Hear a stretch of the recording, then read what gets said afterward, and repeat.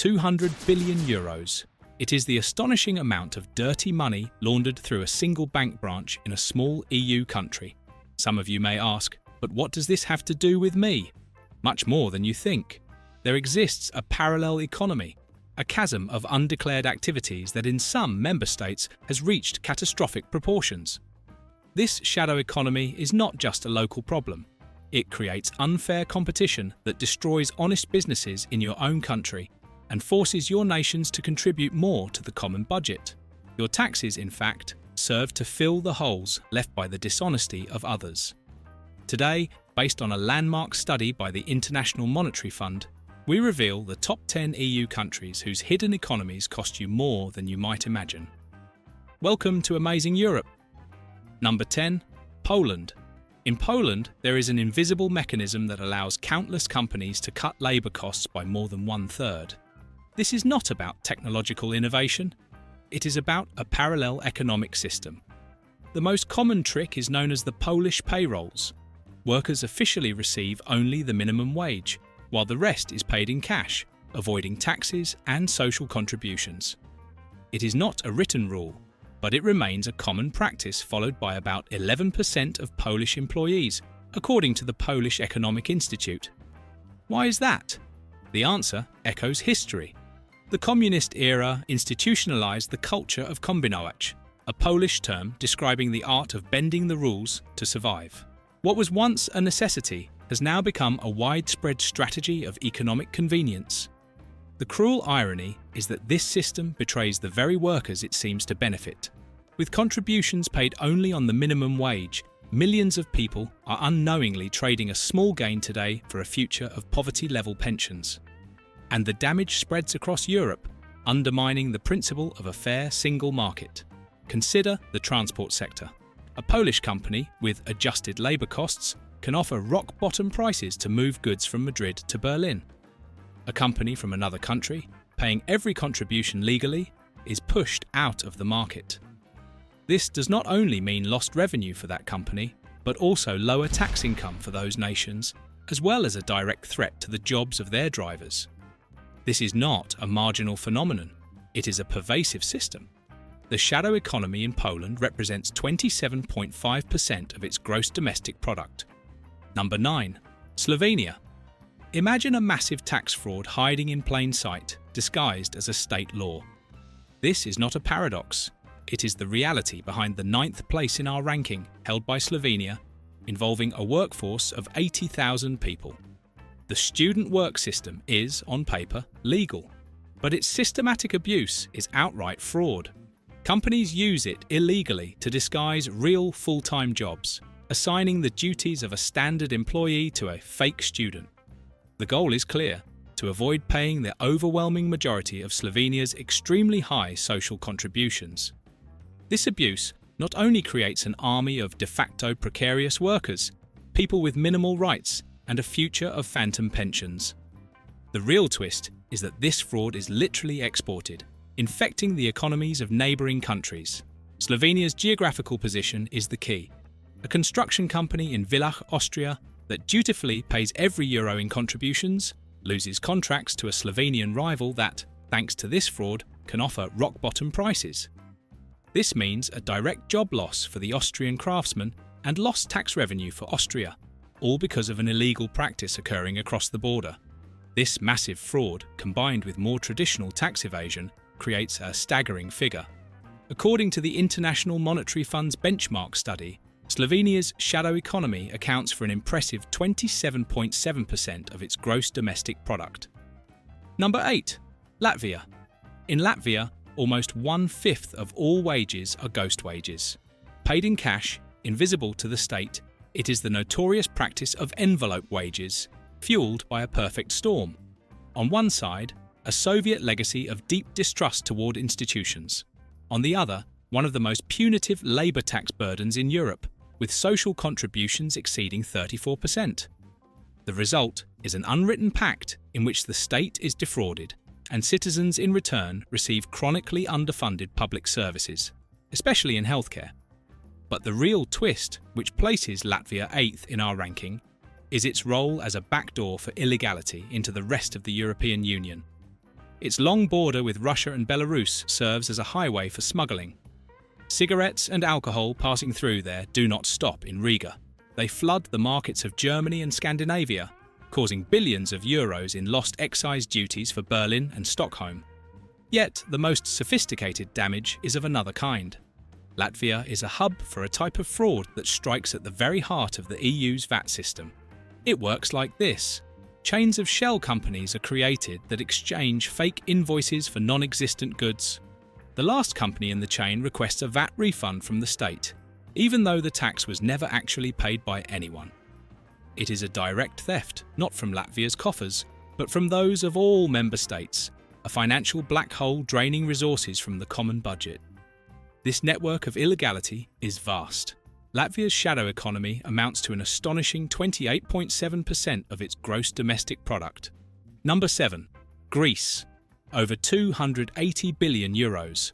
That is the colossal amount that taxpayers in Germany, France, and Italy paid to save Greece from default.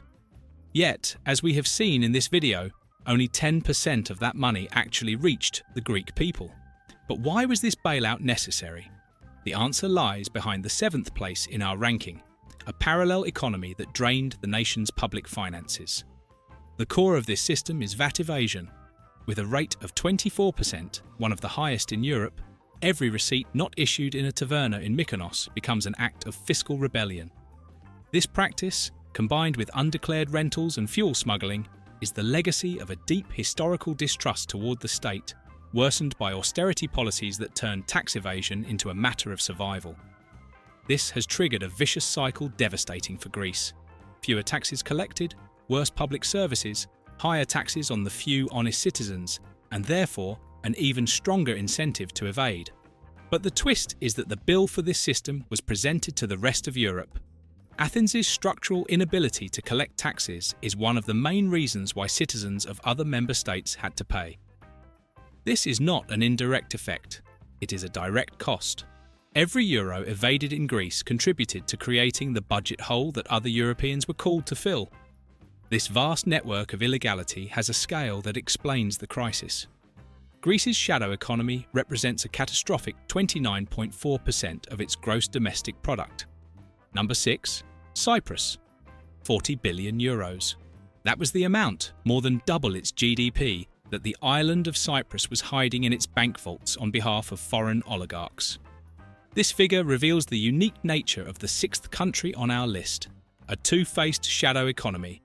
On one side, there is the classic Mediterranean evasion in the tourism and real estate sectors, but the real twist lies in the other, much darker face.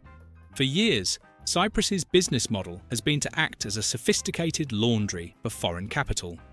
Law and financial firms created an entire industry specializing in shell companies designed to conceal wealth and launder money. This is not an activity that harms only Cyprus. The consequences for the European Union are devastating. Cyprus has become a revolving door, a Trojan horse allowing dubious money to enter the single market. Once cleaned through a Cypriot company, that capital can be used to purchase businesses and real estate in Paris or Rome, concealing the true owners. The Golden Passports scandal, which granted EU citizenship to criminals in exchange for investments, revealed the extent of the infiltration. By offering these services, Cyprus has not only attracted capital but has actively undermined the security and sanction policies of the entire Union. This symbiosis between local evasion and international finance creates an opaque system of staggering proportions. Cyprus's shadow economy represents an alarming 29.8% of its gross domestic product. Number 5. Estonia, 200 billion euros. This is not the budget of a nation, but the total amount of suspicious capital that passed through a single bank branch in a small country, Estonia. This figure reveals the incredible paradox behind the 5th place in our ranking. The scandal is that of Danske Bank. Its Tallinn branch became a gigantic laundromat for money coming mainly from Russia. The mechanism was simple. Thousands of accounts were opened for non-resident clients, many of which were shell companies existing only on paper. The famous Estonian e-residency, although not the sole cause, made it incredibly easy to create these empty shells to conceal the real owners of the funds. Once deposited, the money was cleaned and reintroduced into the global financial system as legitimate capital. While its high-tech reputation was used as a facade for the largest money laundering operation in Europe, Estonia internally faced a more traditional form of fraud. Because of a very high social tax of 33%, many companies illegally pay part of salaries in cash. It is estimated that 13.3% of the total wage bill in Estonia is paid under the table through this system. The consequences for the EU are twofold and devastating. On one hand, the systemic damage, that laundered money circulated freely, buying companies and real estate across the Union and undermining the integrity of the entire financial system. On the other hand, the direct fiscal damage, tens of thousands of Estonian construction workers operate in Finland while evading local taxes, causing a multi-billion euro loss to Helsinki's coffers and creating unfair competition that harms some Finnish businesses. Estonia's shadow economy represents an astonishing 33.2% of its gross domestic product. Number 4. Romania. Every year, the European Union loses about 9 billion euros in VAT revenue due to evasion in a single country, Romania. This lost revenue is not only a problem for Romania, because the EU budget is also based on member states' contributions calculated according to the taxes they collect. If one country evades heavily, it contributes less than expected, and other countries must make up the difference by paying more. Therefore, tax evasion in Romania ends up creating a cost for taxpayers in other EU nations as well. In Romania, the shadow economy is a deeply rooted parallel system caused by oppressive bureaucracy, corruption, and chronic fiscal instability. The legacy of Ceausescu's regime taught an entire generation that the black market was the only path to survival, embedding this practice deeply within the nation's economic culture. Today, that mentality persists, with devastating consequences for Romania itself, whose healthcare system is on the brink due to missing contributions. But Romania's shadow economy also has tangible effects across Europe. Here's just one example, though there are many others. The largest virgin forests in Europe, preserved in Romania, are threatened by criminal networks that illegally cut down millions of trees. This wood is sold cheaply to manufacturers who turn it into furniture and parquet flooring for Germany, France, and Italy. European consumers, by buying low-cost products, unknowingly finance the destruction of an invaluable environmental heritage and harm honest companies that use certified wood. Romania's shadow economy represents a catastrophic 34.2% of its gross domestic product. Number 3. Croatia. Over 1,200 islands, 20 million tourists a year, and a huge ghost fleet of boats operating completely outside the tax radar. Welcome to Croatia, the third country in our ranking, where mass tourism has become the engine of a gigantic parallel economy. The main mechanism is tax evasion in the tourism sector, driven by a very high VAT rate of 25%. From undeclared apartments to illegal boat rentals, every cash transaction is a direct hit to the state's coffers. But the causes go deeper than simple economic convenience. The war of the 1990s left behind not only trauma, but also a culture of snalajenje, the art of getting by, born out of survival and now transformed into a widespread tolerance toward tax evasion. The consequences for the EU are direct and tangible. An undeclared B&B on the Dalmatian coast is not just a problem for Zagreb. It is an unfair competitor stealing tourists and revenue from a hotel owner in another European destination. Since Croatia is part of the Eurozone, the competition is head-on, fought on unequal terms. But the most insidious twist lies elsewhere: European funds. Because the shadow economy artificially lowers the country's official GDP, Croatia may appear on paper poorer than it truly is.